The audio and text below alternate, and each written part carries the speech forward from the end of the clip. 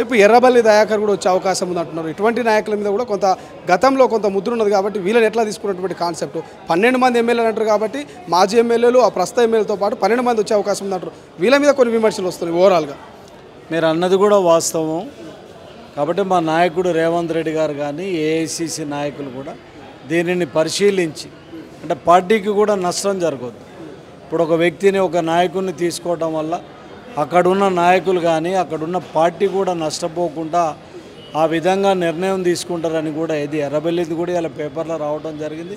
ఎర్రబెల్లి గారు కానివ్వండి, పోచారం శ్రీనివాసరెడ్డి గారు కానీ ఎవరు వచ్చినా కూడా పార్టీ లైన్లో పార్టీ స్ట్రీమ్లోకి వచ్చేసి పార్టీ లైన్లో ఉండి అక్కడ ప్రజల నుంచి కూడా వ్యతిరేకత రాకుండా ఉండే విధంగా మా నాయకుడు రేవంత్ రెడ్డి గారు కానీ మా నాయకులు ఆలోచించి తీసుకుంటారని మా అభిప్రాయంగా ఉంది. ఈ జాయినింగ్స్తో బీఆర్ఎస్ ఖాళీ అయ్యే అవకాశం కనిపిస్తుందా? నాకు తెలిసి బీఆర్ఎస్ అయితే ఖాళీ అయినట్టే అనిపిస్తుంది. బీఆర్ఎస్ ఉంటుందని లేదు. ఇంకొక 6 నెలలలో 6 నెలల తర్వాత హరీష్ రావు, కేటీఆర్, మన కేసీఆర్ తప్ప ఎవరు కూడా ఉండే పరిస్థితి లేదు. వీళ్ళందరూ కూడా చేసిన తప్పులు కూడా జైలుకు పోయే పరిస్థితి ఉంది. టోటల్గా మీరు గుర్తుపెట్టుకోండి, 6 నెలల తర్వాత ఈ రాష్ట్రంలో బీఆర్ఎస్ అనే పార్టీ ఉండదు, పూర్తిగా ఖాళీ కాబోతుంది. మంత్రివర్గ భేటీ ఉంది ఇవాళ. ప్రధానంగా రుణమాఫీ మీద దేశవ్యాప్తంగా రాష్ట్ర వ్యాప్తంగా చర్చలు అవుతున్నది.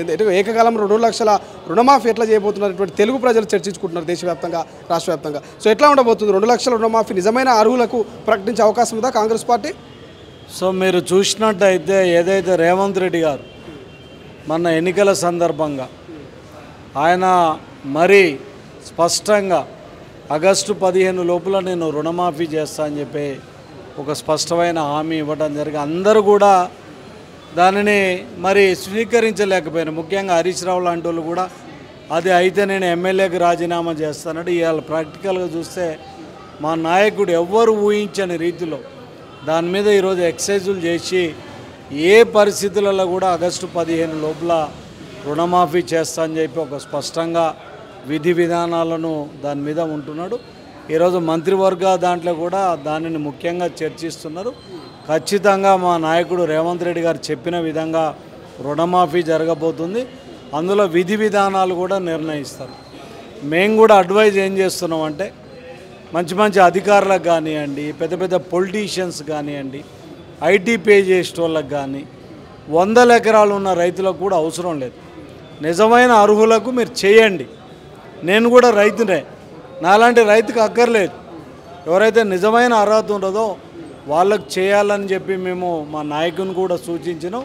ఖచ్చితంగా దీంట్లో విధి విధానాల రూపకల్పన కూడా జరుగుద్ది. ఖచ్చితంగా అందులో అనుమానం లేదు. ఆగస్టు 15 వరకు ఖచ్చితంగా ఈ రాష్ట్రంలో దేశంలో ఎవ్వరు చేయని విధంగా ఒక అద్భుతమైన రీతిలో రేవంత్ రెడ్డి గారు ముఖ్యమంత్రి గారు ఈ రాష్ట్ర రైతాంగానికి 2 లక్షల రూపాయల లోపు రుణమాఫీ జరగబోతుంది. నిన్న మనం చూస్తున్నాం విద్యుత్ కొనుగోలు మీద ఓవైపు అటు కేసీఆర్ మాజీ ముఖ్యమంత్రి కేసీఆర్ జగదీశ్వర్ రెడ్డి చుట్టూ కేసు తిరుగుతున్నటువంటి పరిస్థితి. సో జస్టిస్ నరసింహ కమిటీని దిగిపోవాలి నరసింహ అంటూ కూడా ఎద్దేవి చేసినటువంటి సిచ్యువేషన్. ఏం చెప్తారు ఆ కరెంటు కొనుగోలు? అంటే వాళ్ళు ఈరోజు కమిషన్ల మీద కూడా నమ్మకం లేదని, జ్యుడిషియరీ మీద కూడా నమ్మకం లేదనేది అర్థమవుతుంది. ఈరోజు ఆయన క్లియర్గా ఆయన మాటల్ని బట్టి చూస్తే ఆ విద్యుత్ కొనుగోళ్లలో అక్రమాలు జరిగిననేది స్పష్టంగా అర్థమవుతుంది. ఆ రోజు బహిరంగ మార్కెట్లో యూనిట్కు 4 రూపాయలు వచ్చే పరిస్థితులలో కూడా ఉంటే కూడా వీళ్ళు అటు కేసీఆర్ కానివ్వండి, ఆనాడు విద్యుత్ మంత్రిగా ఉన్న జగదీశ్వర్ రెడ్డి గారు కానివ్వండి, మరి డబ్బులకు కక్కుర్తి పట్టి దాదాపు 3,500 నుంచి 4,000 కోట్ల రూపాయల కుంభకోణం జరిగింది. దీని మీద ఎంక్వైరీ ఉంటుంది. ఖచ్చితంగా దీని మీద జ్యుడిషియల్ ఎంక్వైరీ జరిగి దీని మీద కనుక ఆ లోపాలు కనుక తేలితే ఖచ్చితంగా 2 నాయకుల్ని జైలుకు పంపిస్తామని కూడా ఈ సందర్భంగా తెలియజేస్తున్నాం. ఎన్నికల ప్రచారంలో మీరు ఇచ్చిన హామీలు కావచ్చు 6 గ్యారెంటీలు అమలయ్యే అవకాశం ఉందా? కొన్ని అమలైనా ఇంకొన్ని అమలుకు నోచుకున్నటువంటి సిచ్యువేషన్ సాధ్యమైతే అంటారా? ఇక మీరు పూర్తిగా అమలైనాక కూడా అమలైతే అని అంటే ఈరోజు ఇక అమలు కానీ ఏమున్నాయి? 6 గ్యారెంటీలలో 5 ఆల్రెడీ చేసినాం.